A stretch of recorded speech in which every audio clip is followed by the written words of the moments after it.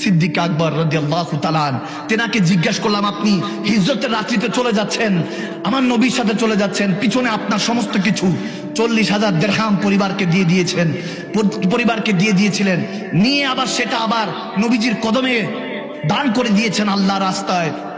3,000 দিরহাম নিয়ে নবীজির সাথে সফরে রওনা দিয়েছেন। হযরত মোল্লা নাজিমউদ্দিন ওয়াজিন আলাইহি রাহমা বলেন, হিজরতের রাতে যখন গারে সুরের মধ্যে প্রথম সাহাবার কথা বলছি, যেনার আজকে ওফাত শরীফ, কিভাবে প্রথম মুসলমান, তেনার কারণে, তেনার ফয়জিয়াতের কারণে আজ পর্যন্ত সিদ্দিক আকবরের অনুসারীরা আমার নবীকে ভালোবাসে। খোদার কসম করে বলছি, ওটা আবু বকর সিদ্দিকের ইশক ছিল, যেটা নকল আমরা করছি, আসল তো তিনি আদায় করেছেন। নকল করে ওটার বরকত আল্লাহ হয়তো এখনো আমাদেরকে আযাব দেয় না, যে আমাদের সিনার মধ্যে সিদ্দিক আকবরের হয়তো মহব্বত আছে।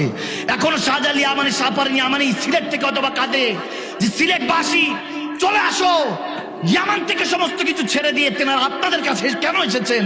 আবেদ সালমাদানি বলতেন, সিলেট শহরে ঢুকার সাথে আমি মক্কা শরীফের সুঘ্রাণ পেতে থাকি। সুবহানাল্লাহ। এই সেই সিলেট, এই সেই হবিগঞ্জ, শায়েস্তাগঞ্জ, এই সেই চুনারুঘাট, এই সেই আশেপাশে যে জায়গার মধ্যে আলে পাকরা হেঁটেছেন আর বলেছেন মক্কা নগরী সুগন্ধি পাই, যেখানে মক্কা কোথায় আর কোথায় সিলেট। এটাই তারা তো লন্ডন বলেছে, বাংলাদেশের লন্ডন বলা হয় সিলেটকে। কেন বলা হয়? কারণ শাহজালাল ইয়ামানি, শাহপরান ইয়ামানি আওলাদে রাসূলের জমিনে সরজমিনের মধ্যে কদম রেখেছিলেন বিধায়। সুবহানাল্লাহ।